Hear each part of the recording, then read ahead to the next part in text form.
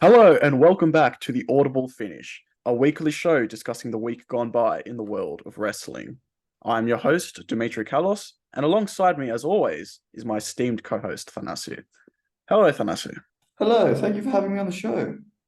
In this week's episode, we review the events from WWE Smackdown and Raw, including the much-anticipated confrontation between CM Punk and Seth Rollins. Has Punk found his main event opponent for WrestleMania 40? Well, that's what we're going to find out and discuss.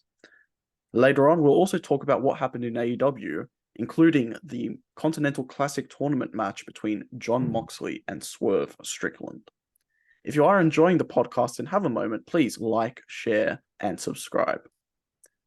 On that note, let's move on to WWE Smackdown. Thanasi, do you want to take us through Smackdown?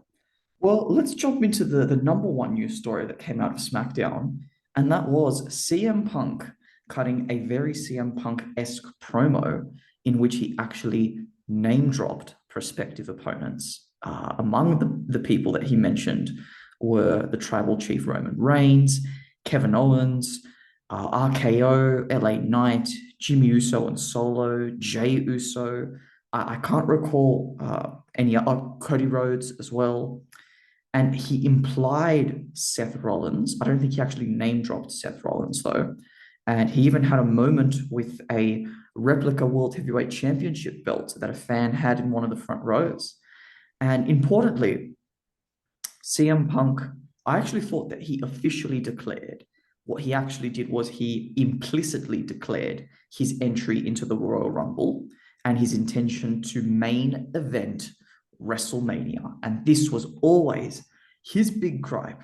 And we are dangerously close to getting to it. So, Dimitri, I'm going to pose a couple of questions to you here, but I'm going to pose them all in as a total, and I want you to respond in general. So we've got questions that come out of this are, does CM Punk win the Royal Rumble? Which of the opponents that he listed is going to be his first? And also, where is he going to end up? We're going to find out where he's going to end up on Raw, so I'm less interested in that. But I have a view on this, but I want to throw to you first on what is your general reaction to this promo? Well, I thought the promo was fantastic. I think Punk is legitimately one of the greatest wrestlers on the microphone, at least of this of his era, which I sort of think of as like from like 2006 to now. I think he genuinely is one of the best. So the promo was fantastic the way he handled it. I love the fact that he's set up on his own 5, 6 different opponents that could all be interesting in their own right, like just straight off the bat. And that really like adds a lot of promise moving forward. Pertaining to your questions about now that he's sort of sort of suggested he's going to be in the Rumble, and he confirmed that on Raw as well. Does he win? I think he does, and I think the reason that it feels like it makes sense is because it's one of those accolades that he hasn't actually achieved as a WWE wrestler. He's got the Triple Crown. He's got the Money in the Bank. He's wrestled against The Undertaker at WrestleMania. He's done quite a bit, but you're exactly right there. My personal feeling is I would actually love a kayfabe list of his dream opponents, like Cody had on the Indies, where like he actually put that together. And part of his story at that time was ticking off that list. And it wasn't beating these opponents, it was just wrestling these opponents. Maybe for Punk, it's to beat all of them potentially, and that becomes part of kayfabe. But I would love a kayfabe list where, because I mean, everyone that he listed, we genuinely like to see that. I mean, I guess with Jimmy Uso and Solo, those two opponents don't entice me as much. But I'd love to see Kevin Owens going up against CM Punk. I'd love to see Randy Orton going up against him. LA Knight having a tete-a-tete on the microphone. So I think that for me, that's the direction that I want to see Punk going towards. I don't know who there is a natural first opponent that comes to mind, but we're going to get to that probably more on the Raw side of things. So potentially I should just move along a little bit more with the SmackDown review, I'll just recap some of the matches first. So we've got Santos defeating Dragon Lee to qualify to the semis of the US title tournament for the number one contendership. Bobby Lashley defeated Karrion Kross in the other quarterfinal for that night, so he's also in the semis. Asuka defeated Charlotte via shenanigans. And the main event segment was the Bloodline versus Randy Orton and LA Knight. And there's not much to comment on as far as wrestling in this match. What they did have was a very good moment to close the show where they had those poses and just a nice babyface moment. But interestingly, the babyfaces also had a backstage interaction with Punk. And in fact, CM Punk had many backstage moments. He had one with Kevin Owens as soon as he came to the back. Yes, LA Knight and RKO, but also with Cody Rhodes and Nick Aldis. And the reason was because it was a point of teasing of like, where is CM Punk going to go? And I had put in my notes something that I wanted us to discuss at this point as I was watching is where is the right place to go? But I think more important than that, because we did end up finding where he's going to go, is just making a point about the fact that this promo that he cut and his appearance on SmackDown, it just shows that we're actually getting some meat to the CM Punk storyline here. We're getting the ball rolling, which we did not have on that safe promo on the first Monday Night Raw appearance. Would you agree with that, Dimitri? Do you think that we're getting vibes of progression? Well, I mean, of course we are. With the SmackDown, his appearance at NXT Deadline, and now, and also at Raw, like it felt like this was Punk week to really set things up. And the thing is, some people were upset that his initial promo didn't really offer anything beyond "I'm back." But I think this is part of WWE's strategy to try and just sort of keep the feel-good honeymoon vibes going as long as possible. Yeah. And now we are approaching the sort of beginning, and I believe the Rumble will feel like the true beginning of, okay, Punk's now in the thick of things. He's going to be around. Indeed, yes. Yeah.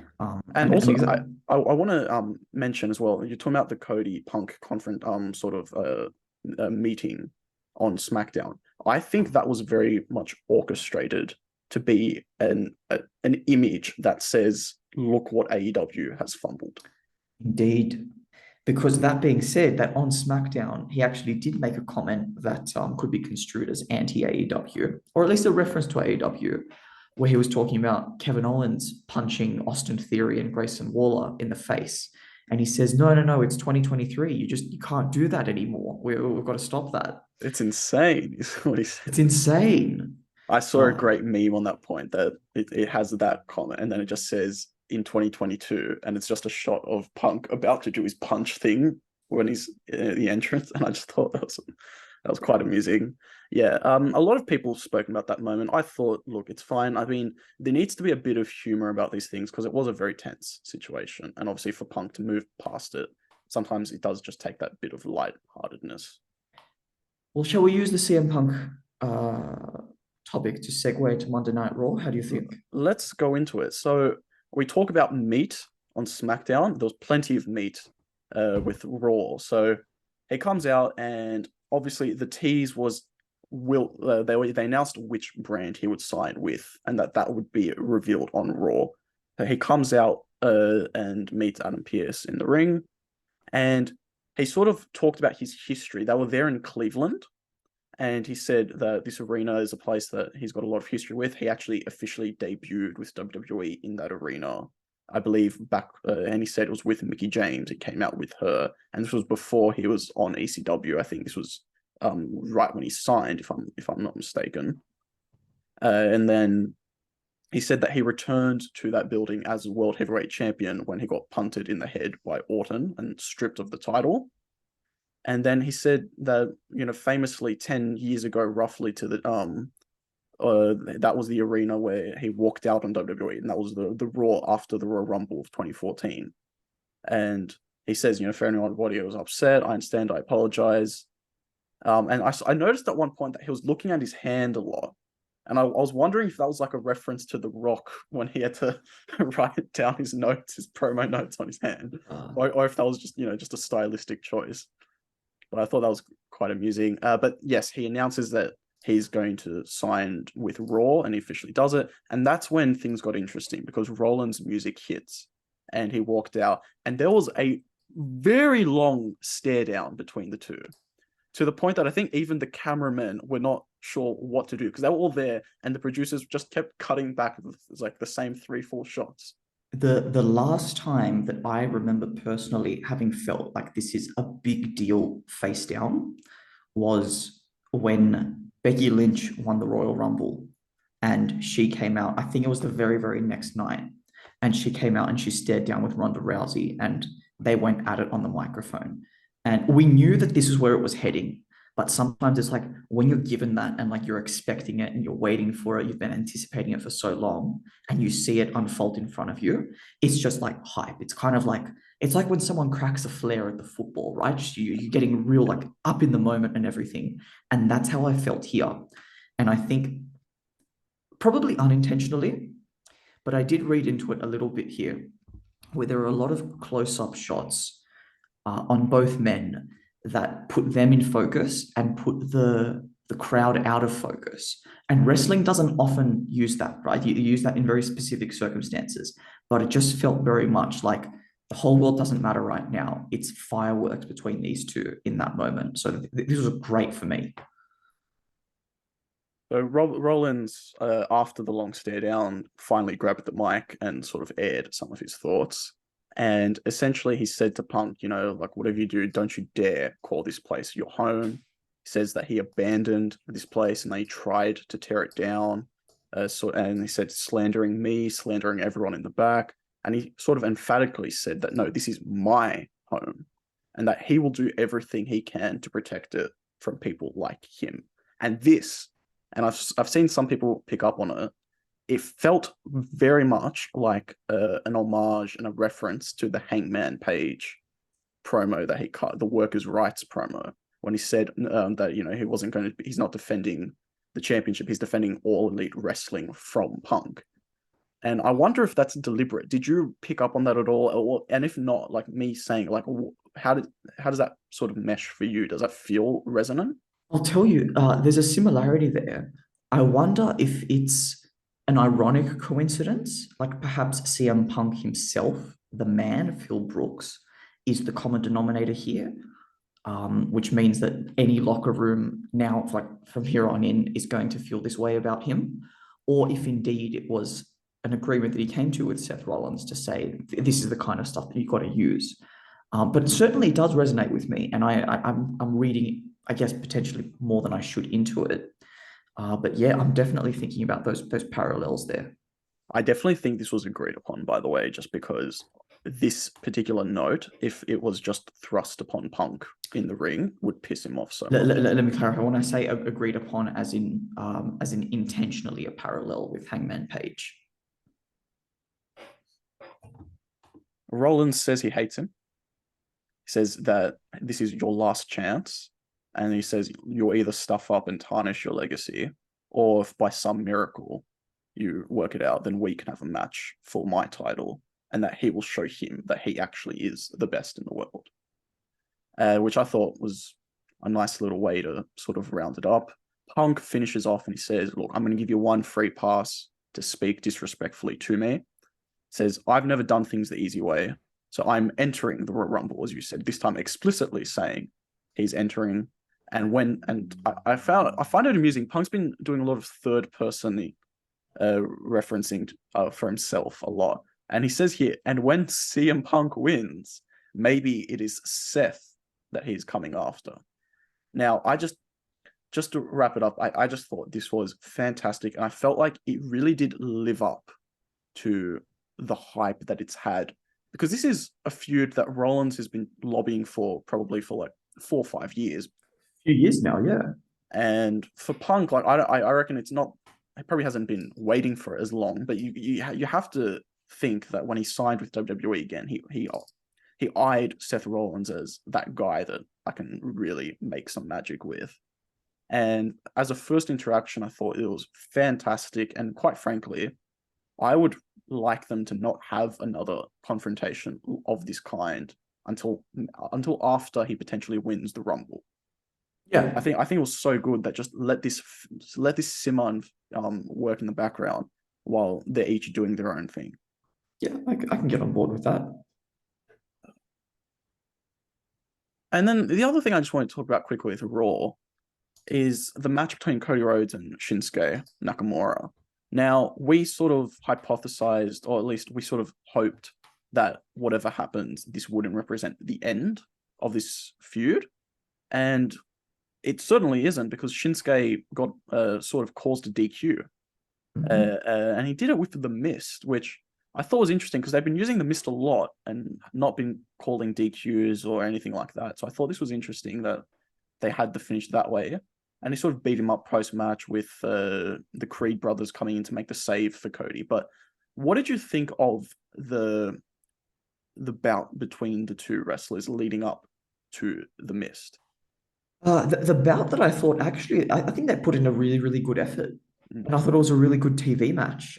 Certainly, I was pleasantly surprised with my own thinking, because my reflection when I watched it was, I don't think that it's at all strange that Shinsuke is in the main event of the show. And that's fantastic, because the last few years he hasn't been booked as the main eventer that we know he is. And it just seems like this brand new kind of refresh for him has actually worked out for the better. So we can genuinely think of him as a main event level wrestler, which should be good signs heading into Royal Rumble and then Elimination Chamber season ahead of WrestleMania. So hopefully it's going to be prominent. I mean, I'd love to see them try to secure Okada, who I think is going to be a free agent soon, and have the Shinsuke versus Okada match on Western television. That'll be fantastic. That's an interesting point you raise, because a lot of people are speculating about what's going to happen there. I truly think that Okada to WWE is the least likely of the main options that seem realistic. But now that you say it, like, it would be insane. This is the company that brought in CM Punk a couple of weeks ago. I know. And it does feel like if that can happen, then, anything's possible. Who knows? Maybe one day we'll see Punk versus Omega, but in a WWE ring. Oh, that's tempting. All right. Well, since we've started to reference Kenny Omega, let's go right into his company, and that's AEW. And we're going to start off with Collision. So Thanasi, what are the talking points that you raised that you sort of eyed up from this week's Collision? Well, I've got basically three things that I wanted to focus on. One is the opening bout of Collision, which was Eddie Kingston versus Claudio Castagnoli. And some of the reflections that I've got here are, well, basically we're renewing a rivalry here. This is one of the benefits and the drawbacks of this round robin structure, where you've got people who have had very, very tense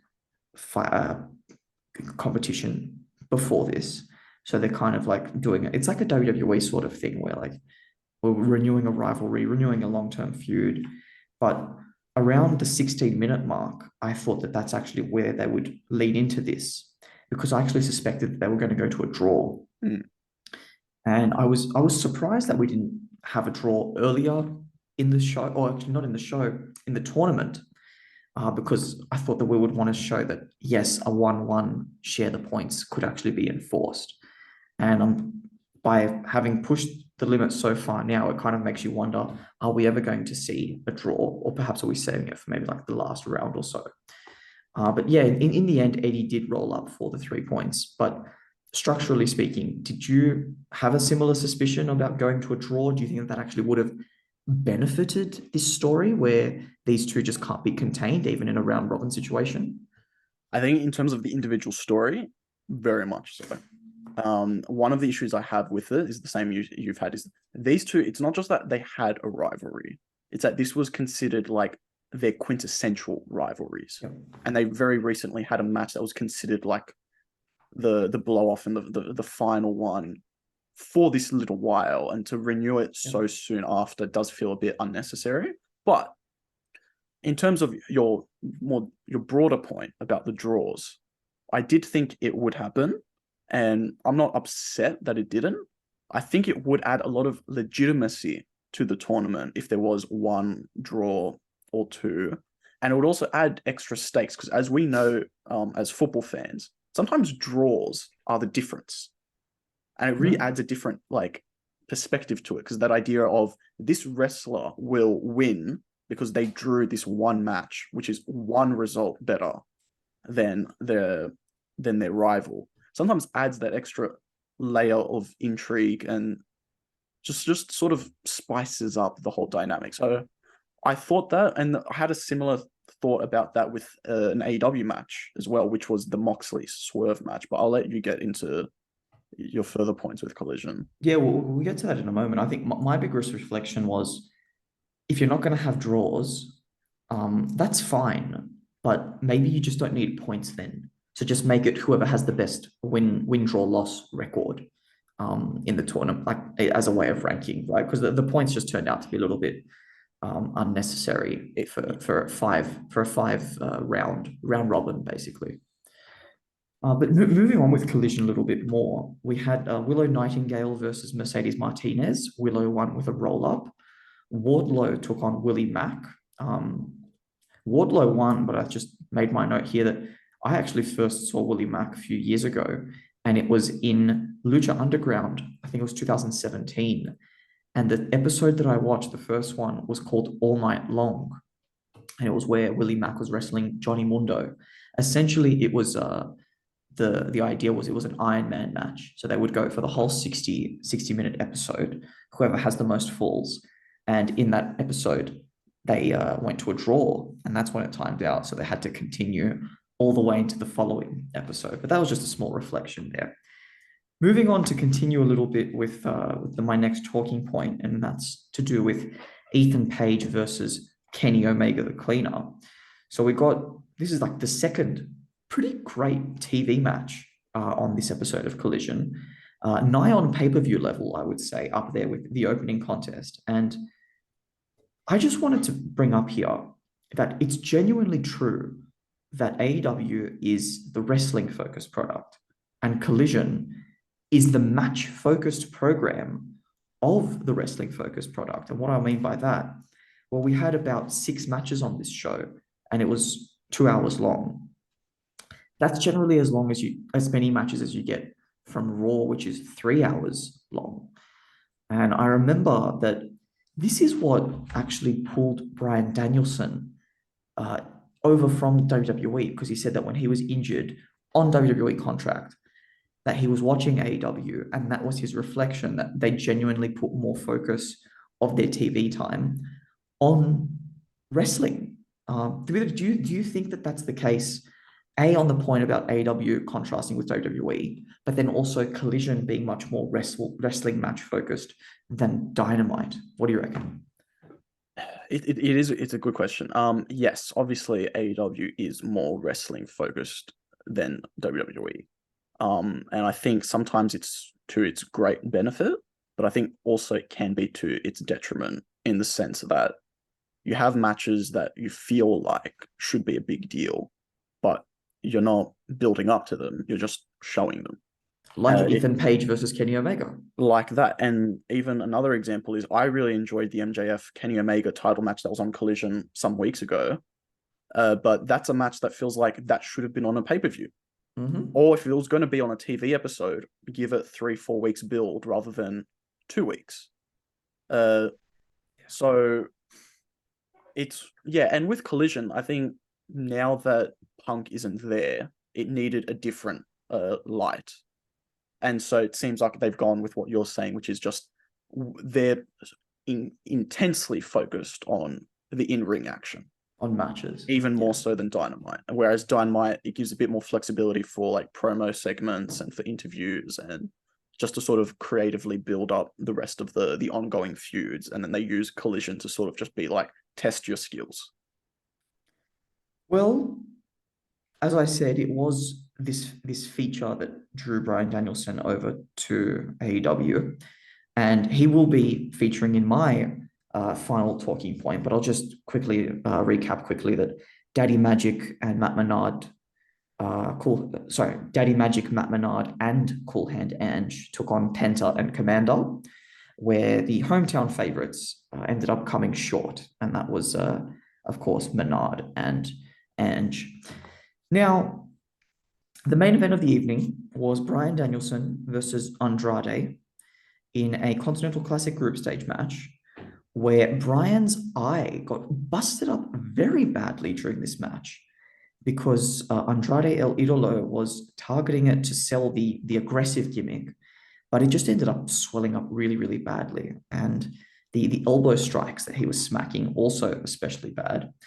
And it was at the 18-minute mark where the hammerlock DDT got the win. Effectively, it was a clean win, right? Dirty tactic to focus, but completely within the confines of the rules.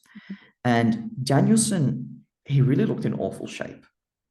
So I want to pose the question, should he pull out? And if he takes his place, how does it work?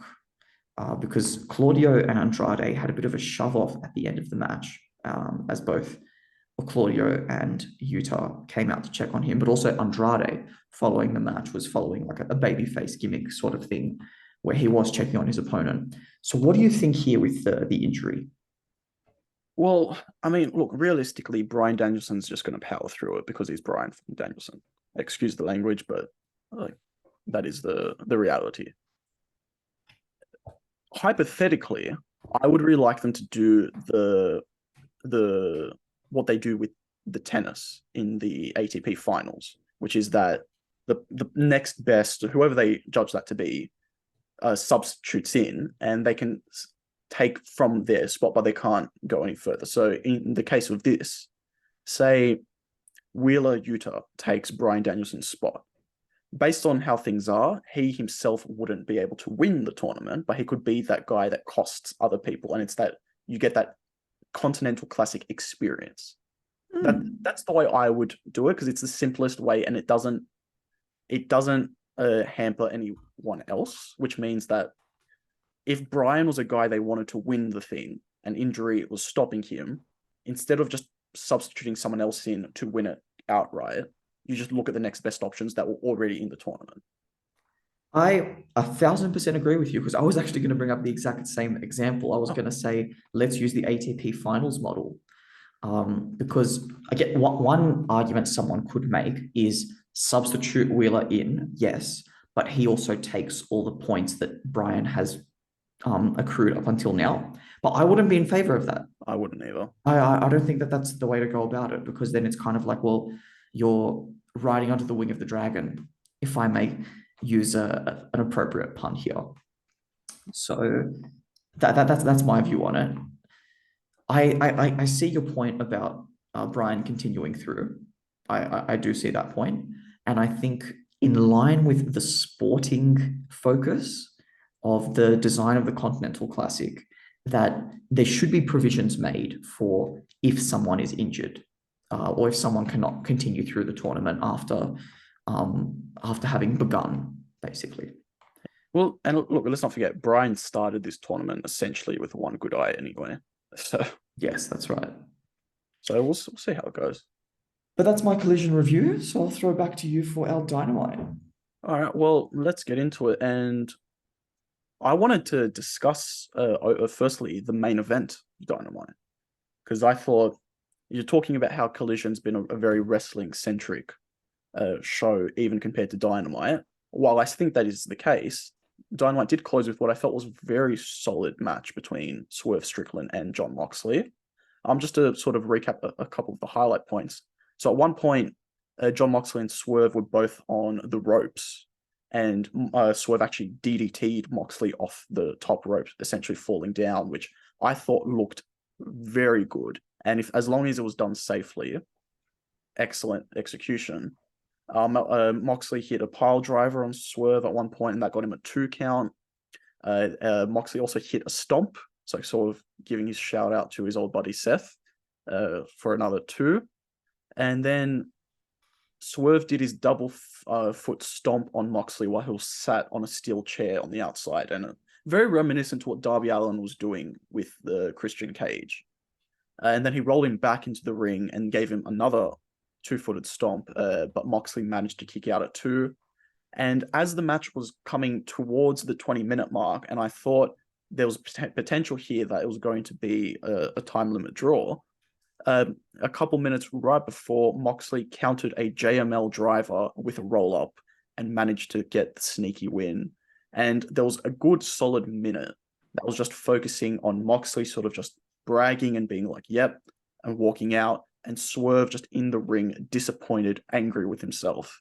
And I thought this was excellent storytelling for what's going on, because Swerve came into this riding the high of the victory over Hangman Adam Page.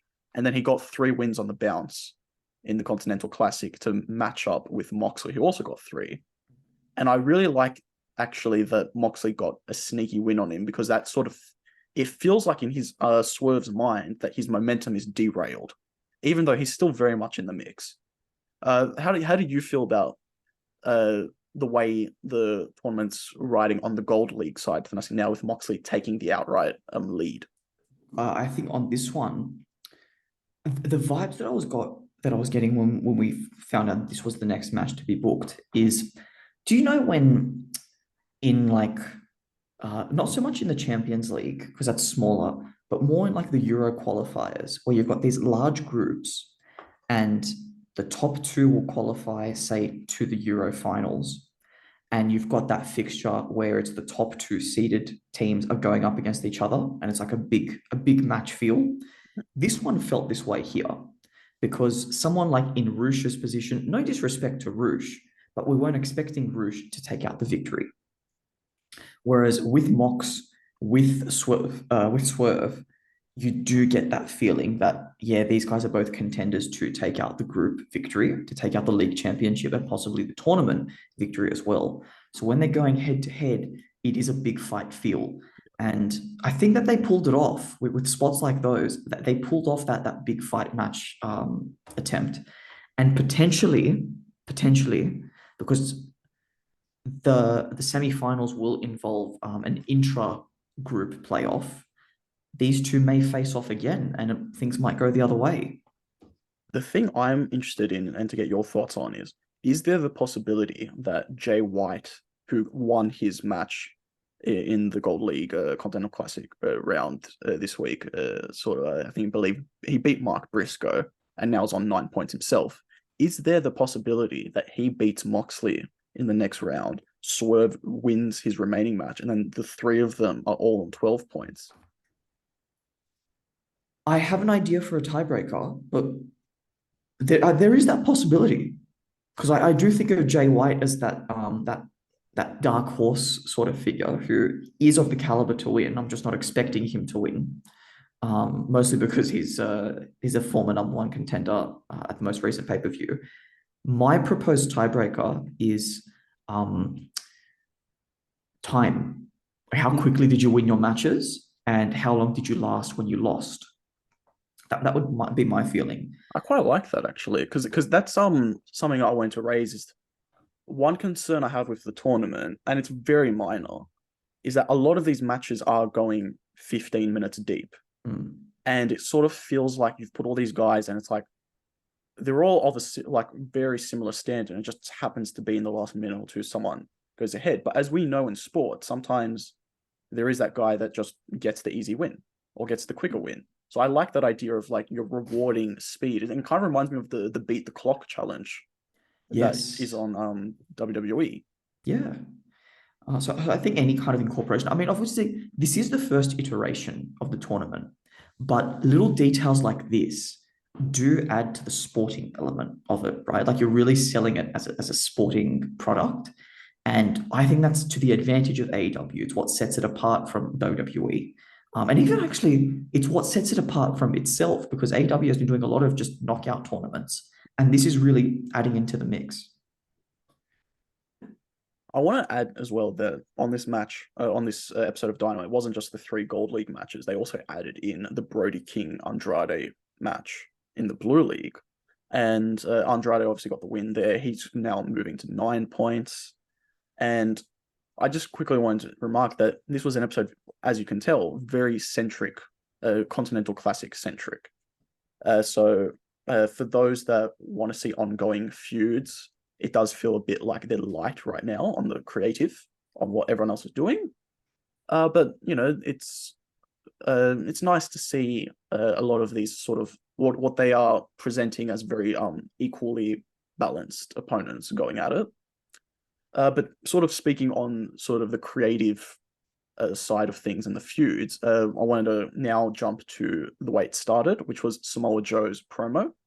And he sort of came out and he accused Hangman of being the devil and attacking MJF last week and throwing Samoa Joe's honor into jeopardy in saying that he will protect MJF so that he's at peak physical conditioning, as well, at least as close to by the time they meet at World's End. At this point, Hangman actually came out and sort of said to him, well, if you're going to accuse me of anything, do it right to my face. And then who should join the party but Roderick Strong? He comes out and says, Joe, my good friend, my best friend by proxy, you need to understand that the devil is really Max, MJF. And I thought that was interesting. That led into the Adam Page Roderick Strong match, which was another one on the night that Adam Page won. And then right after the Swerve Strickland John Moxley match, and we had that sort of minute focusing on Swerve's disappointment, the show quickly closed with Adam Page fighting with some of the Devil's masked men in the back. And then he gets double choke slammed onto the top of a car on the windshield, sort of cracking the glass. And I just wanted to get your thoughts on how this devil thing is developing. And a lot of people think this latest attack is breaking the windshield of a car is a reference to this potentially being Jack Perry. Do you see any validity to that argument based on this specific moment? And also, just in general, how do you feel about the devil targeting all these people that seem to be associated with MJF in some way or form? Look, I think the fact that we've got anything to do with glass and a car is a dead giveaway, right? I think that now we're actually a little bit we're beyond doubt that it's going to be Jack Perry now, and I think because we're so close, that because they've teased it to this point, essentially given it away now, that it needs to happen at World's End, and I do think it's going to happen at World's End. My suspicion, though, is maybe they're going to find some kind of a way for the title to come off of MJF. Now, I'm not sure how they can get it to go onto Jack Perry, because I think that actually might be one way to get him the best heat possible, to actually have him take the title by ill means or something like that. Maybe, I don't know, like he's, if I can put it this way, that Tony Khan signs a deal with the devil and he gives Jack Perry an instant world title match to happen at the end of World's End after he's been brutalized in a difficult match with Joe. I don't know exactly how they would go about it, but I think that that's the best way to get that kind of heat on him. And that also frees it up for the storyline of the bidding war of 2024 as well. I think you're saying that, and it sort of feels like, oh, if only this aligned with, I think, was it the Casino Battle Royal or the Casino ladder match that they've got? Or like, they have one of these matches where it gives you a title match, and the idea of if they had that on the same night, then that completely fixes the problem. I do feel that way. Firstly, that they will reveal it at World's End because they have to. And by the way, I love saying at World's End because it just reminds me of Pirates of the Caribbean 3. I do think they have to reveal it because you cap off at the end of the year with that major reveal and then go into the new one. Yeah. And I think on some level, they need to take MJF out of action and out of danger so that you can sell, even just for a little bit, that he actually might leave the company. Because right now, like, with the way they're presenting it, there's no reason for him to leave AEW. He's the world champion. Doubt. He's happy. He's got friends there now. Like there's no reason for him to leave. And because of that, and you're approaching the contract expiry, at least in kayfabe, at least what they're presenting, it does feel like they need to do something. And that could be an interesting way to do it, where the devil kills off MJF and he returns, say, in February or March in time for Revolution for the next pay-per-view. That could be an interesting way to go about it. I mean, there's another way to say that, and I think it's more that Jack Perry is one of the masked guys, but he's not the devil. So that by having this, maybe he becomes like the spokesperson of the devil or something like that. So it's like a partial reveal, but we're still building it up for a bit more. I think I saw like a still somewhere of the boots on last week's Dynamite being very similar to Wardlow's boots that he wore on the same evening. Yeah. So maybe we'll have some kind of like a partial tease or something, but I still think that the biggest money reveal is Adam Cole. Like, I'm not sold that Jack Perry being the devil is the best thing. Maybe it's going to be the reality, but I do think revealing it to be Adam Cole is the big money reveal. I think Adam Cole's now the only one that feels like, okay, like, I think no matter what they show, people will be annoyed, or like it won't satisfy to the degree that you hope. I think with Adam Cole, there's safety in the sense that you feel like in some way it makes sense. Yep. The thing I worry about with Jack Perry is that it makes sense in the sense that he's nowhere to be seen. So him coming back, like, that's perfect. But I don't think anyone really cares about him being the devil. Like, it would be something that after the fact he would have to sell. It wouldn't sell immediately upon reveal. Yep. Agreed. All right, well, I mean, we'll see how that goes. Obviously, there's a couple more weeks leading into it. So we'll see how that plot line develops. All right, well, that brings us to the end of this week's edition of the Audible Finish. Next week, we're going to be reviewing the shows, as always, as with AEW leading up towards to World's End. WWE sort of building up the hype now, I'm assuming, essentially towards the Rumble. But there's interesting, obviously, Drew McIntyre's been announced he's going to get a shot at the title, I think, before the year is out or in the first week of the new year. Punk, by the way, is had some matches announced at live events. And I believe one of them is going to be against Dominic Mysterio. That's going to be bloody hilarious. After 13 long years, he finally gets to put his hands on him. Long-term storytelling right there. Well, Thanos, thank you for your company as always. Thank you for having me. It's good to be here.